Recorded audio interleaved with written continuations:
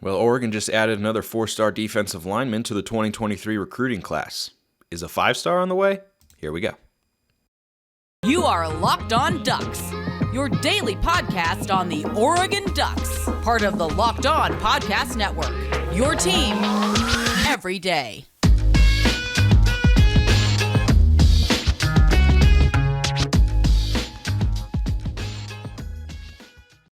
Yes, it is that time once again for Locked On Ducks. I'm your host, Spencer McLaughlin. Thank you so much for making this your first listen or your first view of the day. Part of the Locked On Podcast Network, your number one source to stay up to date with the Ducks, which is why, if you haven't already, you should like, comment, and subscribe wherever you listen to or watch this show. Big shout out to everybody who has done so already, and a double shout out to my man John Garcia Jr., our recruiting insider here at the Locked On Network, to talk about some Cruton, as they say. John, hope everything's going well. How is the little son doing? He's got to be a couple months old now.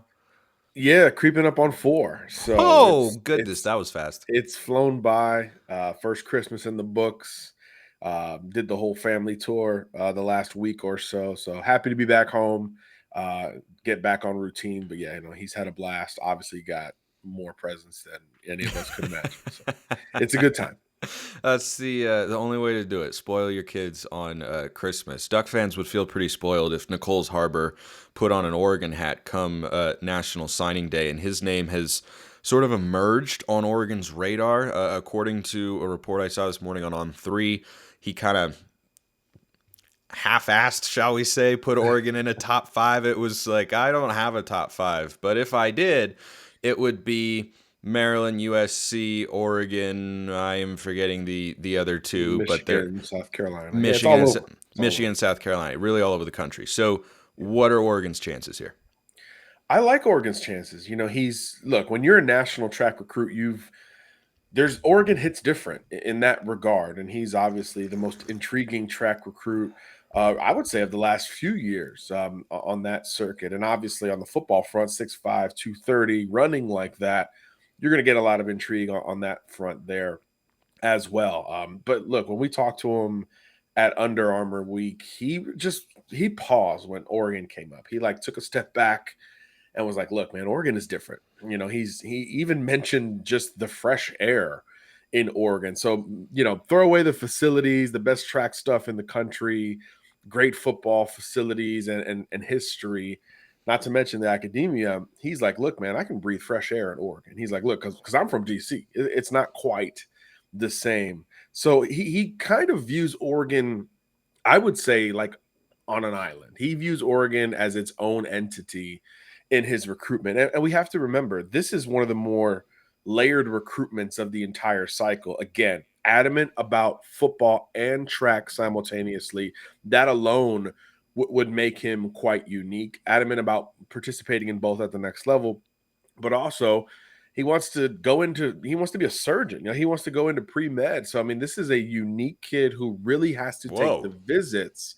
He has to take the visits to dig into all three of those huge and he would say equally important factors ahead of a decision. And it looks like right now the only scheduled official visit in January will be to Oregon at the end of the month. So if he's visiting Oregon the 27th of January and he's signing the 1st of February, you got to feel good about his current view of the Ducks and his upcoming intimate view of the Ducks in that regard. Other schools have been able to get him on campus multiple times, most notably South Carolina and Maryland. Michigan has started to make a run at this thing. Miami's trying to get involved.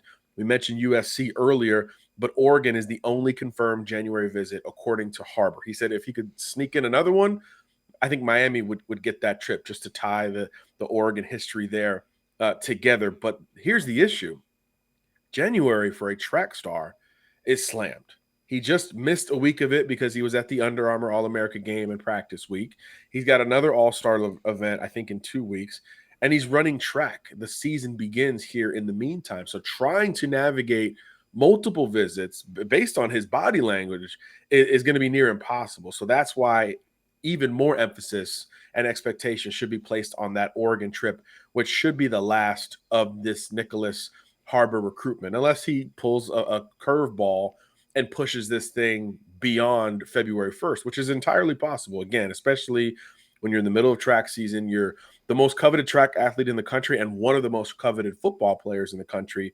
It's understandable if it pushes that far. He would be a guy like Josh Carnley who continues to have all his options on the table, no matter how late he wants to push his college decision. So Harbor, the most unique athlete in the country and one of the most unique recruitments over the last few recruiting cycles, but there is no doubt the Ducks are in it again. He was in a different light talking about Oregon this past week, and they're going to get the final visit. So I do think South Carolina, Michigan, Maryland today would probably be the safest bets, but he's never put out that confirmed top group, which insinuates that it is further evolving as time goes on here. And again, that's why I think Oregon is absolutely going to have a shot. There were people in our industry who interviewed him that week in Orlando, and then we're like, I think Oregon's the school. I mean, just talking to him, there's a feel that the Ducks are going to be more than just a hat on the table here. So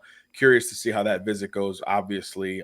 And look, all the resources will be allocated to him, right? There's not much left for any school ahead of that February 1st signing day. So you can only imagine the amount of attention and resources that will be allocated to Harbor once he does get to Eugene a couple days before signing day. And his first name is pronounced Nyckoles? He didn't correct us when we said Nyckoles, so okay, yeah, that's an L on my part. Then it looks like Nyckoles. Regardless, we'll just refer to him as Harbor, the man that we hope commits to the Ducks. It's fascinating how this stuff can come about so quickly, because this is not a name that was tied to Oregon 3 weeks ago, really, right, in a major way, and I think that's a testament to what Dan Lanning and Tosh Lupoy are trying to build defensively on that side of the ball. I talked about that a lot on yesterday's show. It's a defensive line, very much inside-out approach with how they are approaching this recruiting class. And, not flipping necessarily, but it wasn't expected that we were going to get Matayo on the first national signing day. Dan Lanning and company pull that off, and now they're going after Harbor. If they were able to get those two guys, it would not just be a couple of really high-level 5-star recruits, but would also fill a need on Oregon's roster. They're losing DJ Johnson, who was their best pass rusher this year. Brandon Dorlus, don't know his future, their second-best pass rusher, but really off the edge. The next best player who will be back next year is Mace Funa, who had a really nice game in the Holiday Bowl, but over the course of the season was just okay. I think getting after the passer, and you'd probably feel a lot better if you had Matayo potentially on one side and Harbor on the other, who seems like he would be an instant impact guy. I will ask John about that after I ask all of you, why haven't you checked out BetOnline yet? What are you doing? It's your number one source for sports betting info, stats, news, and analysis. Get the latest odds and trends for every professional and amateur league out there. From pro football to college bowl season to basketball and the World Cup, we've got it all at betonline.net. If you love sports podcasts, you can find those at BetOnline as well. I don't think you can bet things like where's a recruit going to commit, but hey, you won't know until you go on there and check. They're always the fastest and easiest way to get your betting information. Head to the website today or use your mobile device to learn more. BetOnline is where the game starts. So, John, would this be a situation if the Ducks were able to get Harbor where Game 1, 2023, September 1st, I think it is, against Portland State, you'd have Matayo at one edge and Harbor on the other? It's certainly possible. I don't know, because this is the other layer in the Harbor recruitment. Positionally, he's still very much fluid. He played offense all week down in Orlando, tight end, hybrid receiver. Kind of looks like Kyle Pitts out there, but a faster Kyle Pitts, which is absurd because he was a faster Kyle Pitts? I mean, look, Nyckoles Harbor runs 10-2 in the 100-meter dash, and he out of all the participants this week, he nearly won the fastest man competition. And the only reason he didn't win, Spence, is because it was a 40-yard dash. If that thing was 50, 60, certainly 100, there wouldn't have been an All-American out there that could run with him. So you're talking Zachariah Branch, Dylan Edwards, who won the 40-yard dash against Harbor. You're talking about guys who run 10-2, 10-3, 10-4 consistently in the 100-meter dash, and Harbor looked different, bigger, faster, stronger than all of them. Ooh. So, yeah, we watched Kyle Pitts at the same stage. it wouldn't even be a race between those two guys. Again, at the same stage, Kyle grew bigger, faster, stronger, certainly at the University of Florida. But my point with Harbor is the track element, I think, is starting to influence his positional thinking. Hayward Field, baby. He wants to obviously stay as fast as possible, which means you're not going to bulk up too much more. He told us at check-in he was 233 pounds, and he kind of made it seem like he didn't want to get much bigger, which if that, again, these are teenagers, this thing changes on a whim sometimes. But based on that, I think he's more inclined to play offense at the next level. Now, he hasn't ruled out defense, and spoiler alert, he hasn't ruled out playing both ways. Again, confident in his own abilities is an understatement here. But because of track and because of his desire to run the 1, the 2, maybe some hurdles, he wants to stay relatively trim. Again, 6'5", 233, not a lot of sprinters at that size. So his thinking is a little bit more in the ballpark of, if I play offense, I can stay near this size and build. If I play defense, they're going to want to bulk me up a little bit more. So I do think that's going to have a push-pull in his positional preference. But again, once you get to college, once you actually get there, all bets are off when it comes to those decisions. How many kids tell us, I'm a quarterback and nothing else, and then they're playing receiver as a freshman in high school, or I'm a corner and now I'm playing safety in college. So it's one thing to project yourself in a certain light. Obviously, when you get to your school, things can and will change, even for one of the freakiest and most unique athletes in the country. But if it were up to him, based on last week, he wants to play, a hybrid receiver tight end type of role, which again, you also understand any school in the country saying, hey, whatever you want at this stage, Nick, we'll accommodate that, and we'll see what happens when you get here. So that's always been a part of recruiting. But with him, again, it's a little bit more layered because of honestly how high his ceiling is as a sprinter. I mean, he could very well try to dedicate everything towards the Olympics one day, so that could absolutely influence his positional projection. But again, not going to slow down the race for how many people really want to get in on Harbor's college decision. So again, fascinating from so many angles with this kid. I would love for Oregon to win that race. Let's train up our sprinters down at Hayward Field and get them showcasing the wonderful facility that is right there. So I think that's enough for now on a potential commit, but a name certainly to follow. Another one, perhaps, that Duck fans would like to hear about. In fact, I know pretty darn well that they do. Evan asked about Harbor, but many, I'm sure, are asking about Ashton Porter, the Ducks' latest commit, who committed during the All-America Bowl. I think it was on Tuesday afternoon. Another edge player, defensive lineman. What does Oregon have here? Well, look, he's not Nyckoles Harbor from a height and weight standpoint. He's a little bit more compact, 6'3", 6'4", but I really liked him. I hadn't seen him in person until this past week, and there were a couple things that were very evident. One, the pad level. This kid plays with great leverage off of the edge, compensates maybe for a lack of Nyckoles Harbor or Matayo Uiagalelei type length that he doesn't maybe possess, but he compensates with lower body explosiveness, great pad level, and leverage when he comes off the line. And I also noticed the motor on this kid. This is a very business-like, business-minded, let's go handle what we have to handle type of kid. And I like that. He's great at the point of contact. He can put together a couple of pass rushing combinations and win with power, as we mentioned a little bit earlier. So I think he's a balanced edge prospect who can help you set the edge as well as rush the passer. I think we get lost in the pass rushing discussion too much when we talk about edge players. Setting the edge versus the run is really critical in how you're going to be viewed by your coaches, most importantly, as an edge prospect. And that's an area where I really think Porter can excel right now, borderline at the Power 5 level. So I think he's a little bit more ready-made to take that next step. The ceiling might not be as high as some other guys, but I really like the floor, the motor, the leverage that he brings to the table. And he's a Texas kid. That's always important in trying to build. You beat TCU in this recruitment. You beat Michigan State in this recruitment. These are some familiar schools that are popping up with Oregon on the recruiting trail. And obviously this class has so many examples of great gets against programs that are more established, more stable, at least in terms of their coaching staff, relative to, the first-year coach in Dan Lanning. So he continues to exceed expectations, I would say, on the trail and expand this Oregon footprint, specifically on defense, which I think is really important because we all expect the Oregon offense to always be valuable and coveted by recruits all over the country. But defensively, a lot harder to establish that. But this class has proven otherwise.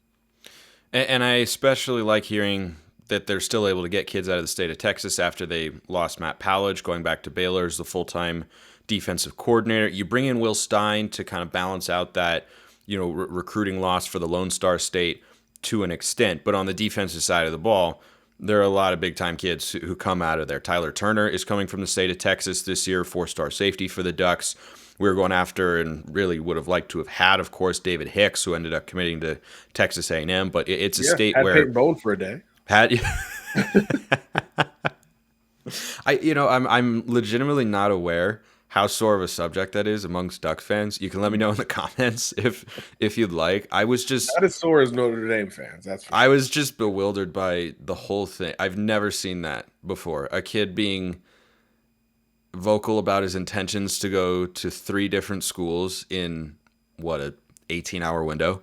Right? Yeah. Verbally committed to Notre Dame, puts on the Oregon hat, and then ends up going to Oklahoma. Like, oh, okay. But anyway, we don't need to look back. We can continue looking forward here. Another defensive back that's been on Oregon's radar for a little while. He was kind of the big fish in the secondary that Oregon was waiting on in the second half of the season, who they brought on as a visitor. It was Roderick Pleasant.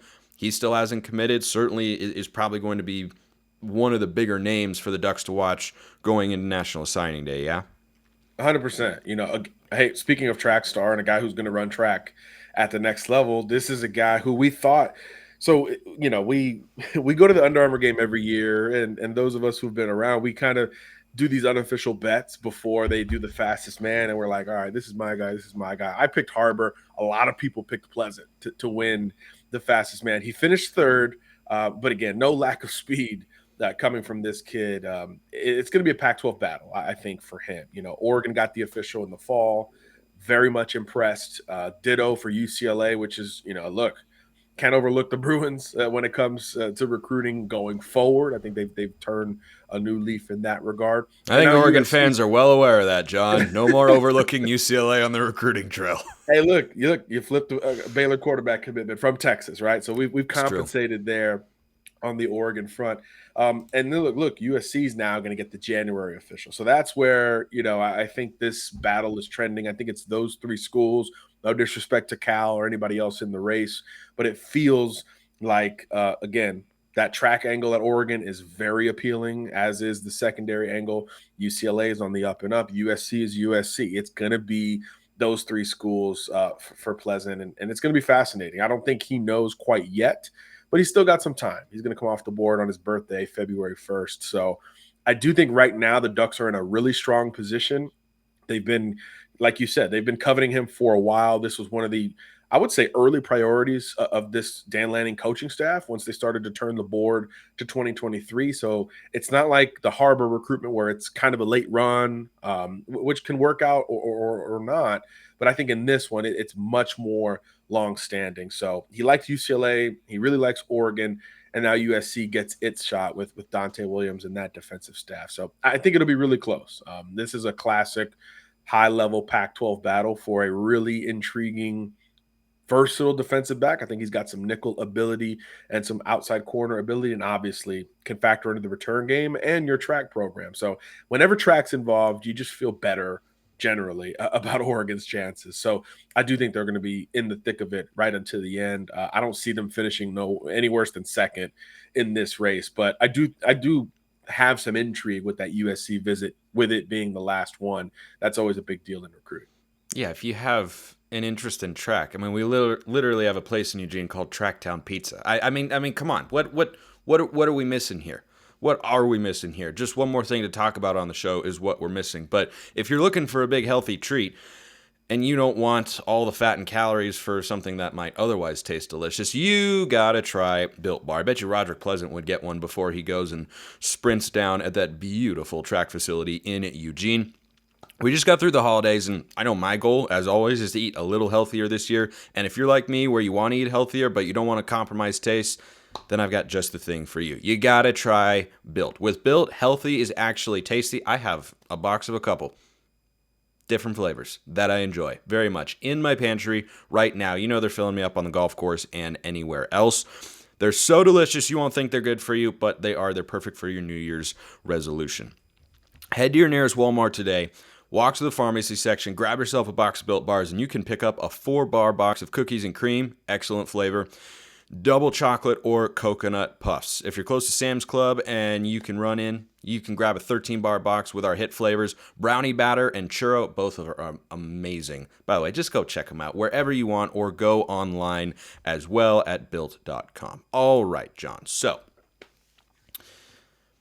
Oregon had one of their higher rated commits flip on the early signing day. That was Caleb Presley, who was coming out of Rainier Beach, same high school as Josh Connerly, number 1 player in the state of Washington. He ends up flipping to Washington, and that was not great for Oregon. However, recruiting flips giveth, and flips taketh, and they taketh Caleb Presley, but they giveth Daylon Austin, who had been committed to Baylor, a defensive coach in Dave Aranda down there. He comes up to be with Dan Lanning and his staff instead. What do you make of that trade-off for the Ducks? Based on their 24/7 composite rating, it's not too much of a trade-off. You know, Presley's a little bit higher rated, a little bit higher, more highly coveted, but what do you make of the difference between those two guys? Like you said, it's not a huge one, right? Both West Coast guys, similar frames, 6 foot, 6'1", 185 or so for both guys. I think Austin's a little bit longer. It feels like Presley's a little bit more compact, a little bit more filled out with this frame right now, and it kind of leads you into the evaluation. I think if you're recruiting for the floor, if you value the floor a little bit more than the ceiling, you probably lean towards the Washington native. But I think if you go towards the ceiling, the more explosive athlete, both of them are, but the more explosive athlete who has more room to improve to me is Daylon Austin coming out of Long Beach Poly. So it's a preference kind of deal. If you need a freshman to come in right now and play the nickel spot, play that boundary corner, I think the Ducks lost that guy. But if you're talking about developing a situational player early who eventually becomes a game breaker based on his length and speed, I think Oregon gets the right prospect in Daylon Austin. So to me, it's a bit of a trade-off from technique versus athleticism, floor versus ceiling in that regard. But look, both guys play receiver. Both guys are great returners in addition to their defensive back duties. So there's a lot of similarities between these two guys as well. Comfortable with the ball in the air and can absolutely do damage when they do get the ball in their hands. So, look, naturally, Oregon gets the faster guy to me in Daylon Austin. So I do think it all kind of worked out for the Ducks. But again, if you need someone right now, I do think Washington got the better player. But it'll be fun to track both of those guys going forward. I'm sure with that rivalry, it will come up a time or two in the next few years. I am most certain that it will. The other thing to note with Daylon Austin, he is the brother of now former Oregon State safety who declared for the NFL draft, Alex Austin, who was a really good player in a really, really good secondary this year. Does that help guys at all when their brothers have been to a Power 5 school, know what it takes? Like, is there any advantage there, or is it just they're both good players and have the potential to be, and Alex, of course, fulfilled that, and we don't know yet on Daylon. But is there any advantage to something like that? Of course. Somebody who's been through the process is going to give you a little bit more straight talk, about how it should go down and what is truly achievable relative to the school. Obviously, I'm sure when Alex got to Oregon State, it was viewed as a little bit more of a shot in the dark, if you will, and he developed into an NFL prospect. So naturally, little bro going in the same state at the next level makes a little bit of sense. Look, and he could quantify that rivalry in the Civil War and just how intense it really is, and that's something that obviously is being translated in the Uiagalelei household and now the Austin household there as well. No, but I think it's great.